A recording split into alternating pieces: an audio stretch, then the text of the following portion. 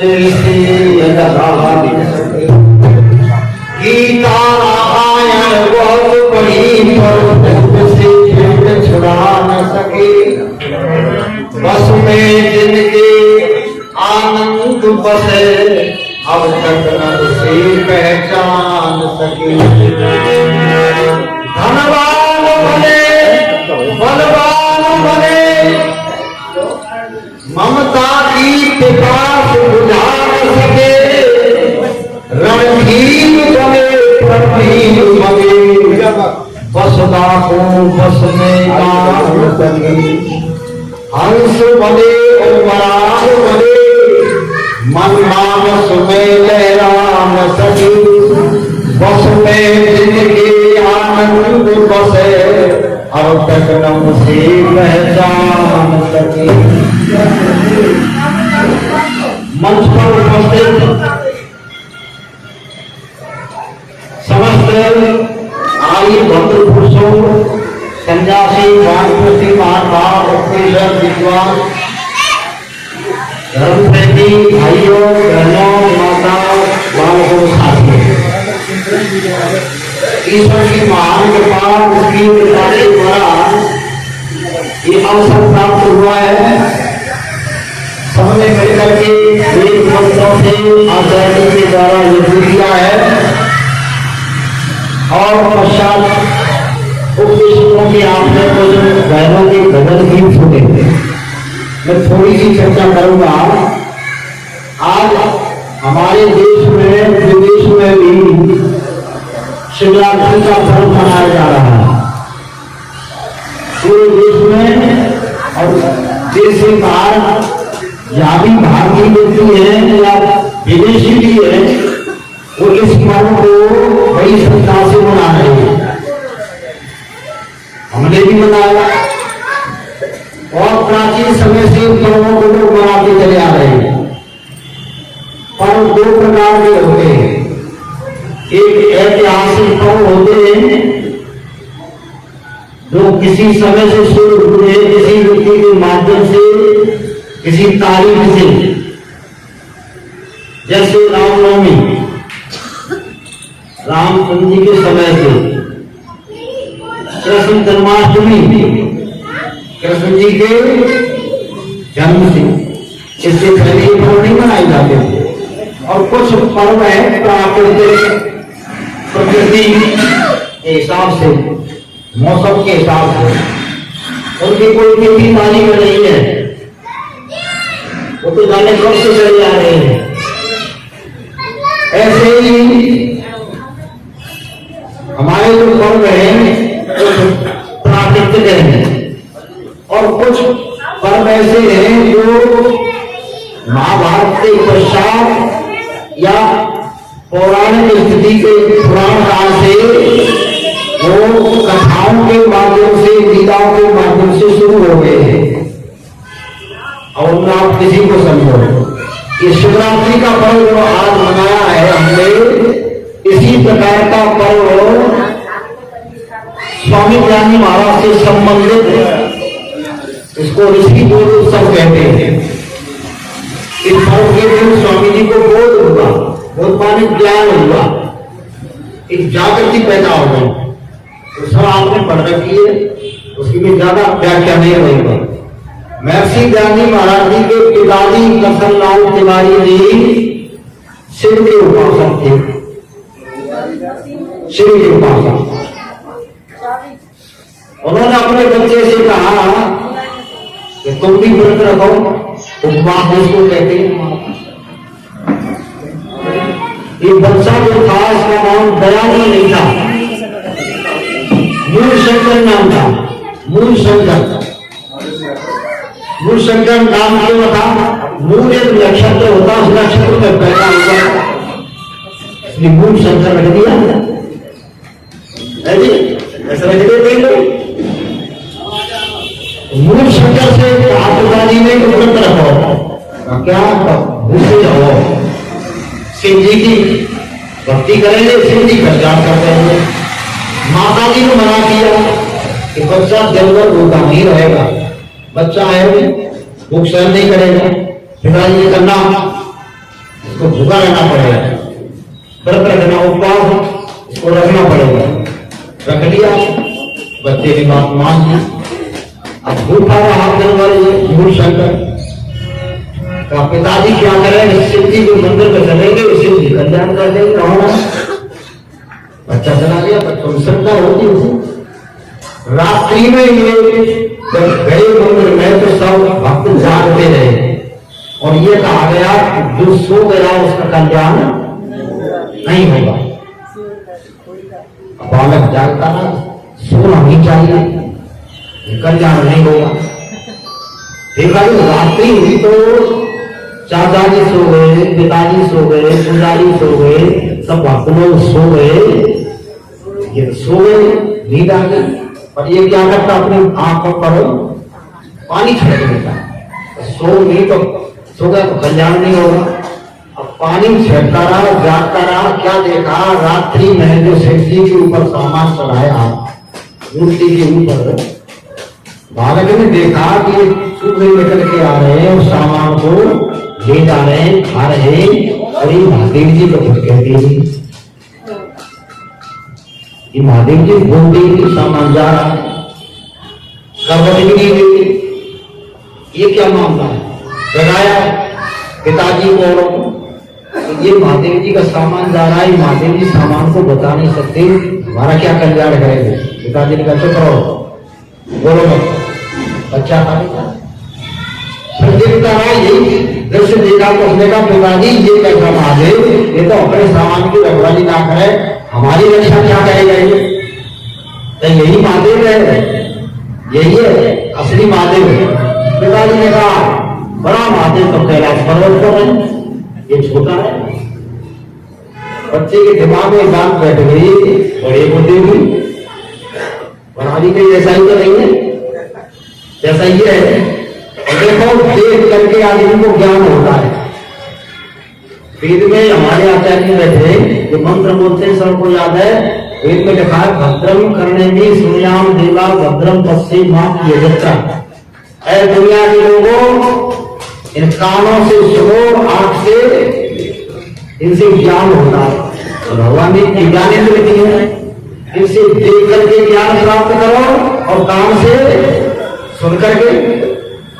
बच्चे ने आंख से देखा कि ये कोई महादेव नहीं है, ये नकली है, ये हमारी रक्षा नहीं करेगा।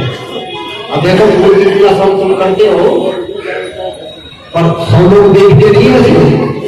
उसने देखा बहुत, उसने चिंतन किया, कहा असली महादेव कौन है, का यही होता है और कुछ नहीं।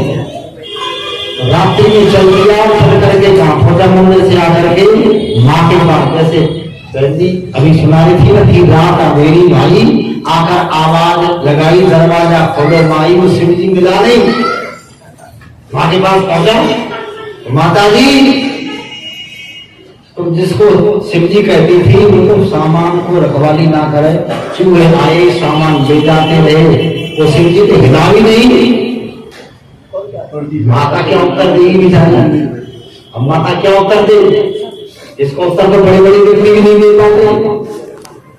माता चुप हो गई, कहने लगी चुप रहे, यही शिव है और कुछ नहीं, ये शिव मेरी समझ में नहीं आती। वो शिव बता जो सच्चा शिव हो, हमारा कल्याण करे, ये क्या करेगा। माता ने चुप कर दिया, बच्चे के अंदर वो एकदम से भाव जाग गए, या ये समझो संस्कार जग गए। एक शिवरात्रि ने देश का भाग्य चला, देश की भाग्य। देखो घटना को देख करके आदमी बदलता है। एक जो ये बालक है जिसने मूर्ति को देख लिया, उसने समझा कि मूर्ति जड़ है, ये चेतन, ये मूर्ति कुछ नहीं कर सकती, प्रतीक है। जैसे तुम अपना फोटो बता दो, तुम्हारा फोटो जो है वो कहीं रख दो, फोटो कुछ कर नहीं कर सकता, तो तुम्हारे घर की रखवाली कौन कर सकता है क्या। आ रहा है ना समझ, यही ज्ञान है, यही ज्ञान है। जिस व्यक्ति को ज्ञान हो जाए कि ये चीज सत्य है या असत्य है, सही है या गलत है, ये सब की बुद्धि है, तो बुद्धि से काम है, उसकी बुद्धि जो है पूरे दुनिया में काम कर जाता है। माँ ने पिता ने बच्चे को रोका और बच्चे ने ये समझा भाई मैं तो सबसे सिर को समझूंगा, सच्चा सिर कौन सा है ये सिर्फ मेरी समझ में एक ये घटना देख करके देखो ज्ञान प्राप्त होगा। और एक दूसरी घटना उसी गुरु शंकर की बहन मर गई। बहन ये कहानी नहीं है, सच्ची घटना। बहन मर गई तो जमीन पर पड़ी है, न आंख करती है, न उसकी जो सांस लेती है न हिलती है। मुंह से कर देख रहा है ये क्या हो गया, बहन में से क्या चीज निकल गई। आंख तो मौजूद है, देखती नहीं, मुंह मौजूद है, बोलती नहीं, कान मौजूद है, सुनती नहीं, ये क्या हो गया। और शरीर जो कहते पर आए, मूर्ति असली जो है वो पड़ी है, पर तो कोई चीज निकल गई। ये सब लोग हो रहे पर ये सोचवाई आना तो ये क्या मामला है, लोगों ने कहा मृत्यु है। तो ये क्या होता है कि शरीर में से जीवात्मा निकल जाता है और फिर लौट करके यही आता है, उसको मृत्यु कहते हैं। जीवात्मा का शरीर का मिल जाना जन्म और वियोग हो जाना, बोलो क्या है, मृत्यु है। ये तो बड़ा मामला विचित्र है, ये तो हमारा भी होगा। बालक ने देखो देखा, दूसरा चिंतन, तीसरा उनके चाचा की मृत्यु हुई टंकारा नाम के गांव में, गुजरात में। चाचा की मृत्यु हुई तो चाचा का भी यही हाल, जमीन पर लेटे बोले में वो खिलाते थे, ये क्या हो गया, मृत्यु। बच्चे ने सोचा एक तो ईश्वर सच्चा शिव और दूसरी मृत्यु, ये मामला क्या इसको समझना चाहिए। अब बैराग पैदा हो गया, बैराग पैदा हो गया तो बच्चे ने समझा चलो अब यहां से किसी व्यक्ति से पूछो ये क्या मामला है। जब घर से जाने की बात सोची, माता पिता को पता लग गया कि लड़के को बैराग हो गया, ये घर छोड़ दे। उन्होंने विवाह की तैयारी कर ली, विवाह में फंसा दो, ये जो यही रहे, विवाह की तैयारी कर ली। मुझ शंकर ने सोचा विवाह हो जाएगा तो मैं समझ नहीं पाऊंगा, फंस जाऊंगा। मौका पाकर के बहनों भाइयों घर से निकल गए, चुपचाप निकल गया।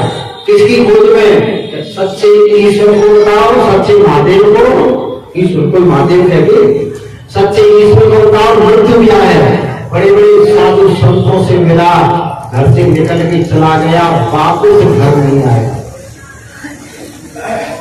अकेला लड़का था, पिताजी पूछते रहे, चलते चलते ये बालक कहाँ गया, घूमता रहा, चलते चलते ये जो है वर्षों बीत गए। साधु सन्यासियों से ना बताओ महादेव कहाँ है, किसी ने कहा कैलाश पर्वत पर देखा तो वही बोला गाँव में। हम तो ये तो वैसा ही है, समझ में नहीं आता। असली बताओ, हम लोग कहते असली हम जानते नहीं, असली हम जानते नहीं, यही जानते हैं। वर्षों तक चक्कर लगाते बहनों भाइयों, कितने वर्ष बीते, 14 वर्ष। रामचंद्र जी 14 वर्ष वन में रहे और ये 14 वर्ष भगवान को बोलते रहे। मानपुर जो है 14 वर्ष के पश्चात कहा गया, चलते चलते सारे देश में घूमा। सन्यासियों ने इनके इसके जीवन आभूषण उतार लिए, सब कुछ ले लिया, पढ़ाया लिखाया लोगों ने, पर वो सच्चा से किसी ने। तो एक संत मिला जिसका नाम था पूर्णानंद। ऐसे संत को मिल गए, पूर्णानंद से जाकर के कहा महाराज मुझे अब तुम संन्यास दे दो, संन्यास दे दो।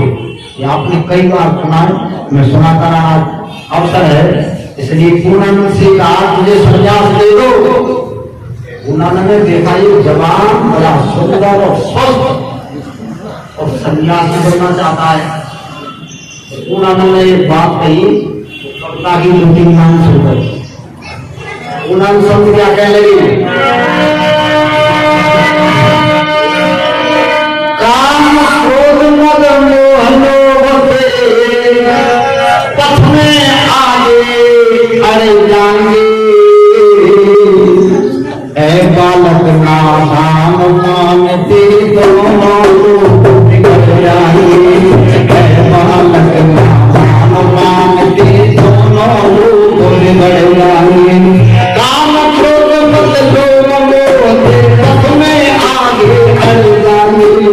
है बालक नादान मानते दोनों लोग बिगड़ जाएंगे। तेरे से लड़कों ने ही इस आश्रम को नष्ट किया। संत हुए बदनाम देश में कितना बड़ा अनिष्ट किया। भावुकता में बड़ सन्यासी अपना जीवन व्यर्थ किया। सदाचार का बाना त्यागा अनाचार को किया। बाली उम्र में साधु बन के घोर नरक में पड़ डाले। बालक दान मानते दोनों लोग बिगड़ जाएंगे। बालक नादान मानते दोनों लोग बिगड़ जाएंगे। काम क्रोध मत लोभ पथ में आगे बढ़ जाएंगे। बालक नादान मानते दोनों लोग। उन्होंने कहे सन्यासी मत बने, बहुत कठिन है। स्वामी जी में से हमारे पास एक वारिस मांगी, सन्यासी बन गया कोई और घर से भी चल गया और खाने को नहीं मिला और मांगना आता है नहीं। एक दिन भूखा रहा है, दो दिन भूखा रहा है, तीसरे दिन कपड़े उतार के चले जाते। बहुत मुश्किल है, क्यों जी? बहुत मुश्किल है। ये आर्य समाज भीख नहीं मांगते और सन्यासी भीख मांगते हैं। उनके पास विद्या होती नहीं और भीख भी कोई डालता नहीं। इन आर्यों के पास तो विद्या सन्यासी भी बनता जो कुछ जानता है। आर्य समाज के सन्यासी में ये बड़ाई नहीं कर रहा। अन्य सन्यासियों का तो गायत्री मंत्र तक बोलना नहीं आता और सन्यासी बन गए। कहा भगवान को याद करें क्या सन्यास? उन्होंने कह रहे सन्यासी मत बने, बहुत कठिन है। बड़े बड़े लोग फिसल गए तो क्या करूं महाराज? तो ब्रह्मचारी रहे और गुणान्य का ब्रह्मचारी रहना बड़ा कठिन है। जीवन भर ब्रह्मचारी रहना बहुत कठिन है। हर व्यक्ति नहीं रह सकता। पता नहीं कब आदमी फिसल जाए, कब गिर जाए। बड़े बड़े व्यक्ति जो है ब्रह्मचारी रहे और कुछ जो कुमार बड़ी उम्र में जाकर गिर गए, बच्चे तो हो गए। तो क्या कहा उन्होंने? ब्रह्मचर्य का काम कठिन है, तेरी है नादान उम्र। पग पग पर फिसलन का डर है, जहरी है नादान उम्र। पग पग पर फिसलन का डर, जहरी है नादान उम्र। ब्रह्मचर्य का काम कठिन है।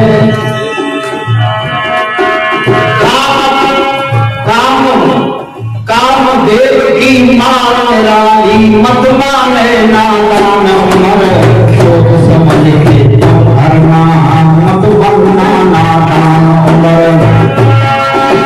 तेरे मर्तन के अंदर काम के कांटे गड़ जाएंगे। बालक नादान मानते दोनों लोग बिगड़ जाएंगे।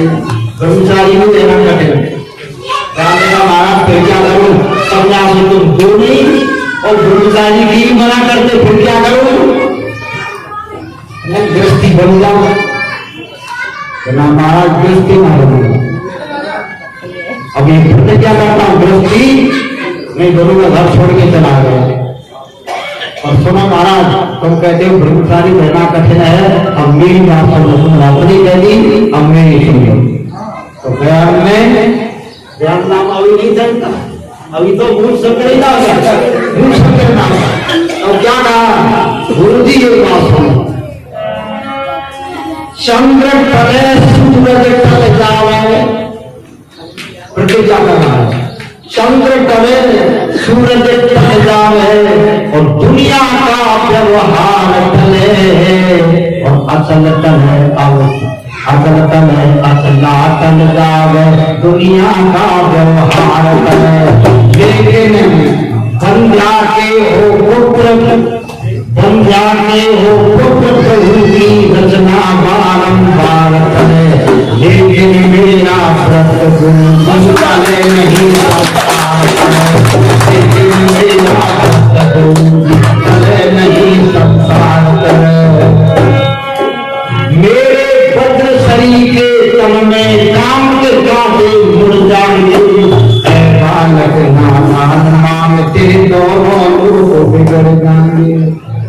गुरु जी सूरज अपनी जगह छोड़ दे, चंद्रमा नियम तोड़ दे, पृथ्वी नियम तोड़ दे और सृष्टि के सारे नियम टूट जाए, बन जाके क्षुद्र भी हो जाए, संसार का सारा विवाद टल जाए, पर मैं अपने दिल से टलूंगा नहीं, मैं ब्रह्मचारी रहूंगा। आप मुझे संन्यास दो या मत दो, ये तुम्हारी मर्जी है। देख लिया पगड़िया ये जो है पक्का है, व्रत ले रहा है, तो आखिर में संन्यास दे दिया पूर्णानंद ब्रह्मचारी ने। आखिर में संन्यास दे दिया पूर्णानंद तपधारी ने। विद्या दान और वेदों का दयानंद ब्रह्मचारी ने। विद्या दान और वेदों का दयानंद ब्रह्मचारी ने। उन्होंने संन्यास दे दिया, नाम रख दिया दयानंद। इस दिन से मेरा नाम दयानंद रखा था। महाराज मुझे विद्या और विद्या आपने संन्यास दे दिया, वो देखिए बढ़िया, अब संन्यास दे दो, कपड़े रख लो। संन्यास दे दिया, नाम दयानंद दिया, हमारा विद्या दे दो। सुना में क्या कहने लगे? विद्या देने कि अब मेरे सामर्थ्य नहीं होता, मैं पढ़ा सकता नहीं, अब मैं पढ़ा नहीं सकता, हमारा फिर थोड़ा विद्या मिलेगी। अब मेरा एक शिष्य है, नाम ब्रजानंद है, मथुरा में रहता है, आंखों से अंधा है और वेदों का सूरज है। धरती पर इस समय वेदों का सूरज वो ब्रजानंद है, उसके पास चले जाओ, वो पढ़ाया करता है। गुरु जी आंखों से अंधा वो क्या पढ़ाएगा? तो आंखों से अंधा पर चारों वेद कंठक से याद है। वहां से चल दिया और ब्रजानंद के पास आकर मथुरा में दयानंद पढ़ा और पढ़ करके सारे देश में हलचल मचा दी। और देखो एक घटना से देख करके बदला और कहां से कहां पहुंच करके 200 वर्ष हो गए उसके जन्म को। इस 12 तारीख को आप लोग गए, 200 वर्ष हो गए। 200 वर्ष पहले कोई व्यक्ति भारतवर्ष में ये नहीं कहता था कि स्त्रियों को पढ़ाओ। कोई पाठशाला नहीं थी, भारतीय लोगों की कोई पाठशाला लड़कियों की कोई नहीं पढ़ाता था। सबसे पहले हमने नारी शिक्षा का प्रचार होना चाहिए। बहनों के पढ़ने के लिए विद्यालय खुले और किसने खोले? उनके शिष्य स्वामी दयानंद के चेला स्वामी श्रद्धानंद, जिन्होंने गुरुकुल कांगड़ी बनाई। स्वामी श्रद्धानंद की 2 लड़की थी जिन्होंने गुरुकुल कांगड़ी, उनकी 2 लड़कियों, उन्होंने कहा पढ़ाओ लड़कियों को भाई, लड़कियों को पढ़ाने का मेरा ईसाइयों के गुरुकुल का राजस्थान, ईसाइयों के स्कूल में लड़कियों को पढ़ने दे दिया। एक लड़की का नाम था वेदवती, मुझे दूसरी का नाम याद नहीं आ रहा है। दोनों बहन जब पढ़ने गई विद्यालय में, स्वामी श्रद्धानंद की लड़की, तो क्या पढ़ाते थे विद्यालय में ईसाइयों में? प्रार्थना बोलते हैं सवेरे प्रार्थना बुलवाते कहते बोलो ईसा ईसा बोल तेरा क्या लगेगा बोल, ईसा तेरा राम रमैया, ईसा तेरा कृष्ण करेंगे। लेकिन सीखाई प्रार्थना आपके स्वामी श्रद्धानंद को सुनाई। स्वामी श्रद्धानंद को पिताजी प्रार्थना सुनाओ क्या प्रार्थना करती हो? ईसा ईसा बोल, ईसा मसीह को मानते थे वो लोग, ये सिखाते थे। ईसा ईसा बोल तेरा क्या लगेगा बोल, ईसा तेरा राम भैया, ईसा तेरी कृष्ण कन्हैया, ईसाई राम है, ईसाई कृष्ण है, ईसा ईसा बोलो। तो हम श्रद्धानंद देखा ही कि लड़की ईसाई बन जाएगी, तो सिखा रहे लड़कियों को अब मत जाओ उन्हें पढ़ने, क्या करो? तो वहां लड़कियों का तो धर्म बदल दिया जाएगा, ये तो ईसा मसीह का पाठ पढ़ाया जा रहा है। उन्होंने कहा बंद करो और लड़कियों की पाठशाला जालंधर में खुली, सबसे पहली पाठशाला जालंधर में। एक दूसरी पाठशाला आर्य समाज ने कहा खोली राजकोट में, दूसरी पाठशाला। जब जालंधर में पाठशाला लड़कियों की खोली तो लोगों ने कहा आर्य समाजी लड़कियों को पढ़ा रहे, वो बहुत बुरा काम कर रहे, लड़की पड़ गई और विद्यालय नाका से ठीक फेंकी थी, भाग जाएंगी, पाठशाला बंद करो लड़कियों की। किन्होंने कहा? यहाँ के कथा करते पाखंडी लोगों ने, लड़कियों की पाठशाला बंद करो। तो पंडित तुलसीराम लोगों था जो लड़कियों की पाठशाला में पढ़ाता था, और तो पढ़ाने वाली थी नहीं उस समय, वो उसे पढ़ाएं शुरुआत हुई।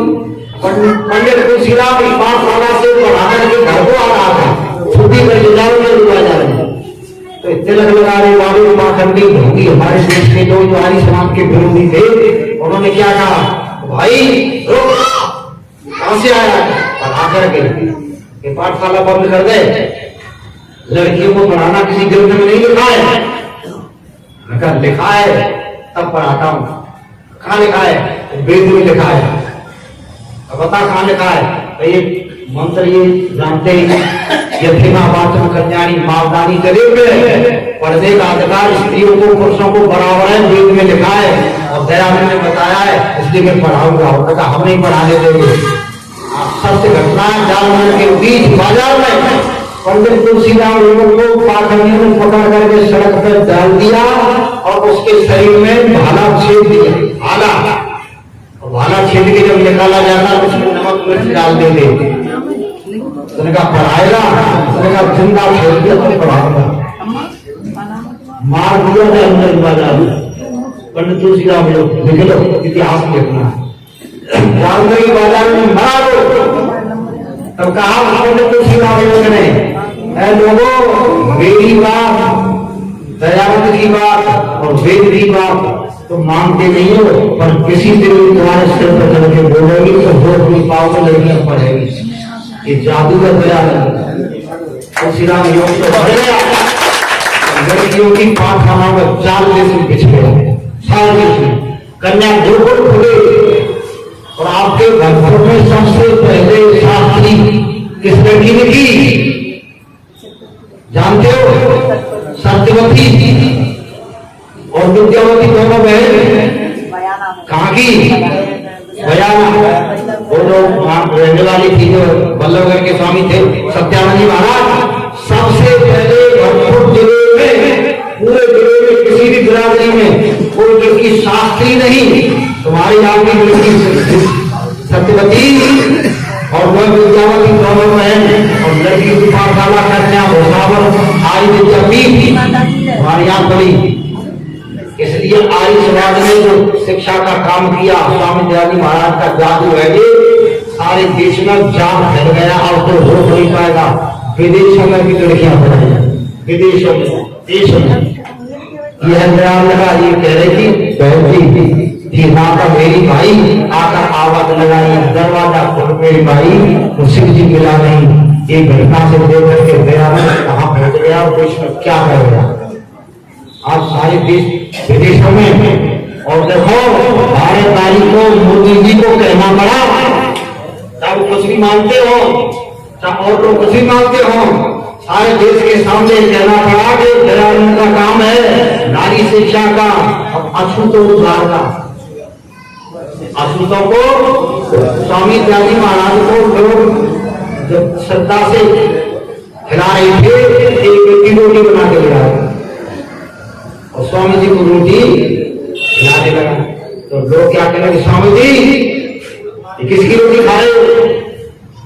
और स्वामी जी ब्राह्मण परिवार के और बड़े बड़े लोग बैठे और स्वामी जी उसकी रोटी श्रद्धा से लाया, उसकी रोटी खाने लगे। स्वामी जी किसकी रोटी खा रहे हो? किसकी? तुम्हें दिखाई नहीं देती? तो ये जो रोटी बना के लाई नाई है, नाई की रोटी खा रहे हो। समझ नहीं कहे नाई की नहीं, गेहूं नहीं देखो गेहूं पहला व्यक्ति था, वो पहला व्यक्ति था जो भेदभाव छुआछूत को मिटाने वाला था। ऐसा व्यक्ति कोई आया नहीं इस प्रकार का भेदभाव मिटाने वाला।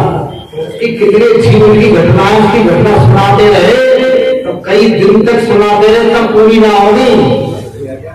बहुत कुछ हम लोग पढ़ते रहते स्वामी दयानंद महाराज को। इसलिए गौरव भाइयों, उसको आज ये दिन भोग हुआ था, ज्ञान और आपको भी ज्ञान हो जाता है, और आप जानते हुए तो मानते नहीं, निकल नहीं रहे उस पाखंड से, निकल नहीं रहे, ज्ञान हो जाता है कि हमारे भाई नारायण देव जी ये चढ़ावा पढ़ाते थे, चढ़ावा सही है, संस्कृत कॉलेज में चढ़ावा दामिया का नगर है, वहां मैं गया।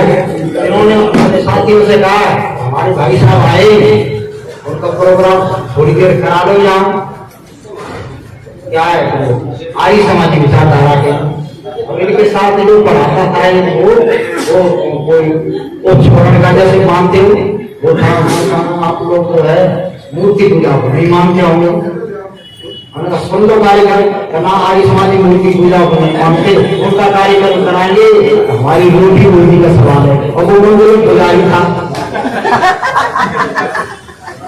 उन्होंने कहा तुम्हारा कोई खंडन नहीं करेंगे, और सुन लो, तो मैंने कहा मूर्ति पूजा को हम है मानते, किसको मानते, हम जीव की मूर्तियों को मानते की पूजा करते, और जड़ मूर्ति को मानते, जड़ ही मानते, उसको चेतन नहीं मानते, जड़ को जड़, चेतन को चेतन। ये जिस दिन समझ में आ जाएगा वो तो समझो तुम जो है वेद को समझ जाओगे और बोध हो जाएगा। आज जो हम जानते ये जड़ है पर भी मानते नहीं। एक दलील लेकर समाप्त करो कार्यक्रम। देखो शिक्षा प्रकाशन का तेरा अजमेर के रविरत्न में उनको गुरु मानता था, कविता सीखता था, उन्होंने 2-3 लाइन लिखी है, शिक्षा देने यही समय और ये जग क्या है विद्यालय, और जान उसी को ज्ञानी आलम जिसने ये पुस्तक दी, बार बार झूठ नहीं कहता हूं। तो क्या कहते थे कि दुनिया विद्यालय से सीखो, पशुओं से शिक्षा लो, पक्षियों से लो। कैसे लो? तो देखो आपको बात तो बुरी लगेगी, लग जाए, मुझे तो कहना है, समझ में आ जाए, मान लेना। क्या कहते थे? ऐ लोगों सुनो, पशु पक्षी सीखते हैं, जानते हैं, उनके बराबरी सीख जाओ। कैसे? एक मूर्ति है, एक मूर्ति है, किसकी है? अब ये समझ लो आपको है, पक्षी जो है तो पक्षी आकर के उड़ के आएंगे और हमारी मूर्ति बनी है, कोई गांधी जी की है, सुभाष जी की है, नेहरू जी की है, इंदिरा जी की है, बनी होती है ना मूर्ति, उस पर आकर के पक्षी बैठ जाएंगे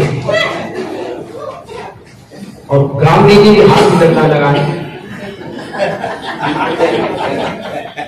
और पक्षी आगे झोपड़ी बैठ गए।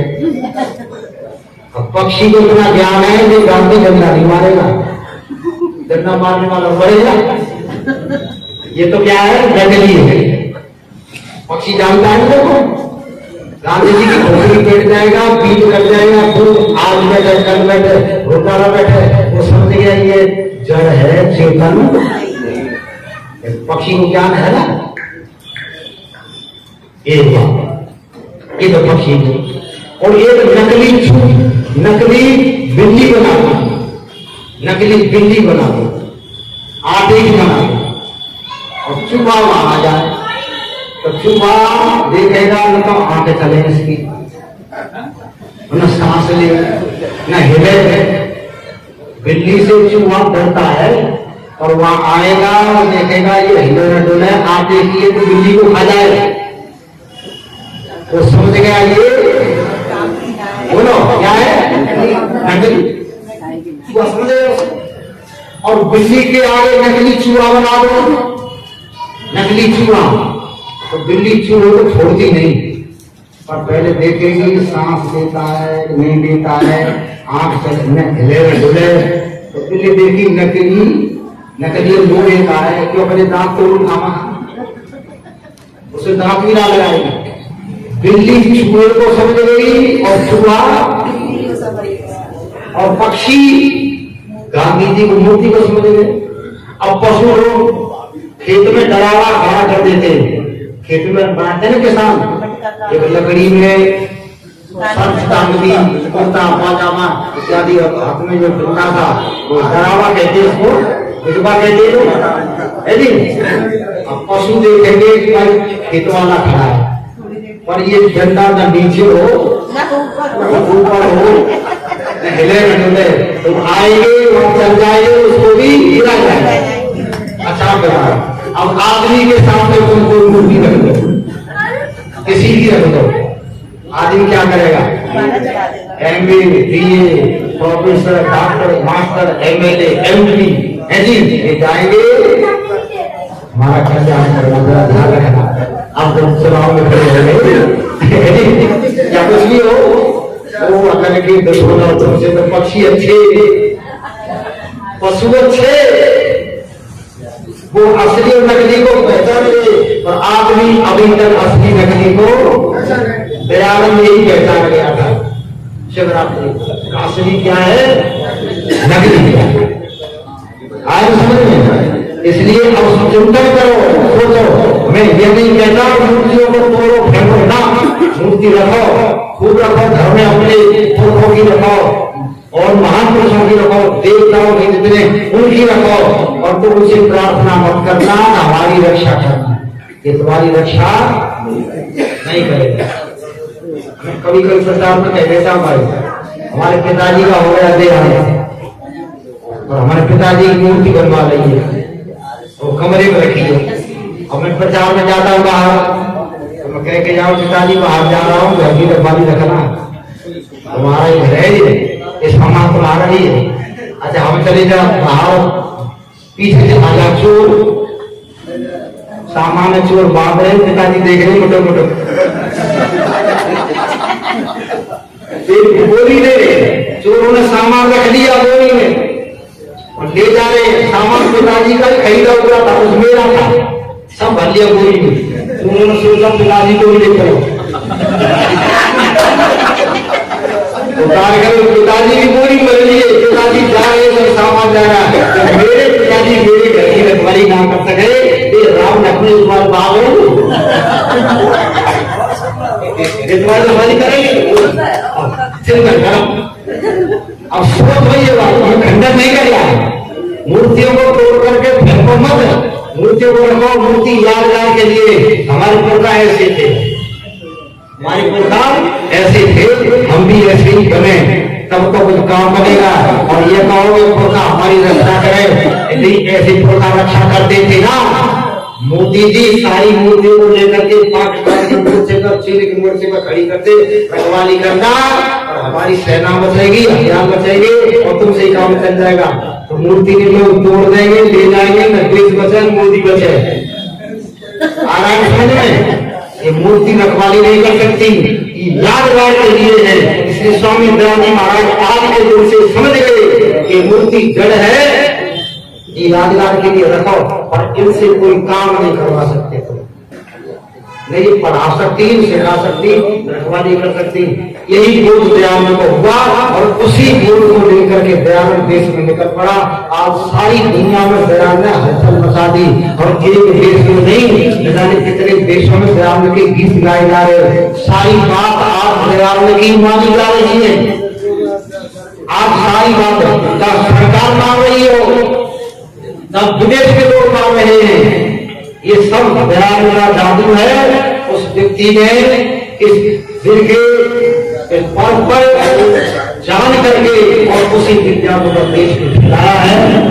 भाइयों ये थे ज्ञान, हम उसका प्रचार करते और सत्य सत्य को समझो, ज्ञान प्राप्त करो, ज्ञान बढ़ाओ, और हर व्यक्ति से ज्ञान सीखो। दुनिया ये विद्यालय है, इसमें से अच्छी अच्छी बात सीखा मुझे सीखो। आपका कल्याण होगा। बहुत बहुत धन्यवाद।